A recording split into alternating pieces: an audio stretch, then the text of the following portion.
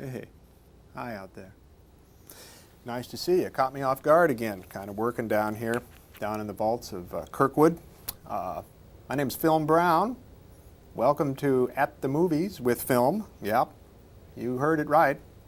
Film Brown. And got some things for you tonight.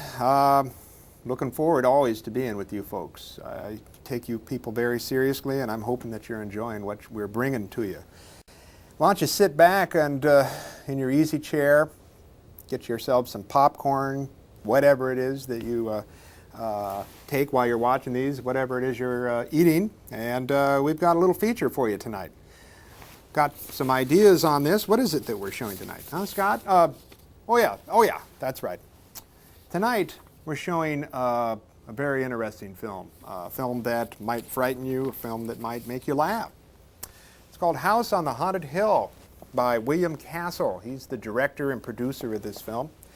It was produced in 1958. William Castle worked quite frequently with a writer named Rob White. As a matter of fact, they did 5 films together. This is an interesting film that stars Vincent Price, who is, appearing in one of his many horror film incarnations. We think of Vincent Price as a horror film actor. However, he did start in very serious situations early on in his career, working in Laura, one of his more famous non-horror, non-genre presentations. Also stars Carol Omart, who was the Miss Utah at one time. Richard Long, you might remember Richard Long, some of you. Richard Long appeared in The Big Valley.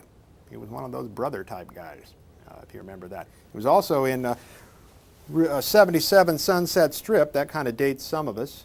Some of you in the 70s might remember him as in the Nanny and the Professor. Yeah, Nanny and the Professor. There's a winner for you. Okay. One of the more interesting guys in this film, Elisha Cook Jr. Now, those of you who remember The Maltese Falcon or The Big Sleep or Shane will remember Elisha Cook Jr. Elisha Cook Jr. Played, well, the doomed little man. Quite frequently, he was sort of had an inferiority complex. He plays the guy in this film who's scared all the time, who was talking about ghosts being about. Now, William Castle, as the director and producer of this film, very let us say, interesting type of filmmaker. He was a showman. He kind of labored in B films for a number of years. Matter of fact, from about 1943 on, he was making basically run-of-the-mill Columbia genre films, westerns, policers, crime, you name it. But he found his stride in 1958 with a film called Macabre. And this is what actually gave William Castle his reason for being and why we remember him. Not for that other junk that he created, but for the exploitation gimmickry that he used to, to lure audiences into his films. For instance, Macabre. He issued $10,000 fright insurance to people who, if you died during the screening of that film, $10,000 was in your pocket. Okay, well, there's no recorded cases of anybody dying during that film, but certainly that drew people in, right? The little gimmick.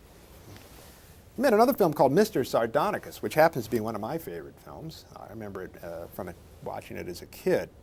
Mr. Sardonicus used another device, which you are aware of when you watch the Siskel and Ebert type of stuff, where the thumbs up and thumbs down.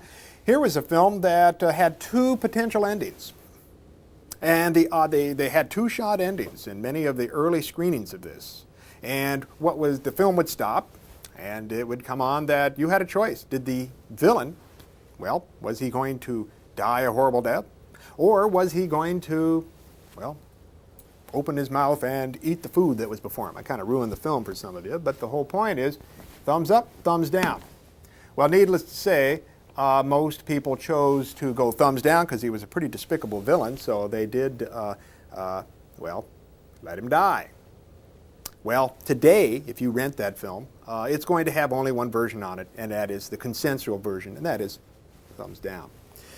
In The Tingler, which is another of one of my favorites. I remember watching that at my cousin's house when I was a little kid. The Tingler used something called Percepto. And what he basically did is that he stuck little shock devices, little electrical devices under the seats randomly in the movie theater. And as people watched particular scenes of the film, he would shock. Now, it's not like he himself was sitting at the controls. His folks would shock various people in the audience, and they'd jump. And of course, they would time these so that it would create a sense of, matching the screen and the emergency there. Percepto, what a great idea. Now, for House on the Haunted Hill, he used something called Emergo. And now that sounds really great, Emergo. I'm going to a film that is using Emergo tonight. Well, what was Emergo? Well, basically, it was there was a little box that was set beside the screen, and at a certain points in the movie, this box would open up, and these inflatable skeletons that were suspended on string would be pulled across the heads of the people in the theater. Now, this is kind of neat, but people, particularly kids, knew that this kind of thing was happening, and it was a great target practice, throwing popcorn boxes and leaping up and jumping and pulling the things down. So sometimes gimmicks work, sometimes they don't. Okay. Now, this film always poses questions for me. One of the major questions is, why is it called House on the Haunted Hill? The hill is not haunted. The house is haunted. So it seems like they got a little backwards to me, but I guess we don't worry about that. House on the Haunted Hill. Of course, you know that this film was recently remade, House on the Haunted Hill. The remake wasn't too bad, as it was based on Rob White's original story.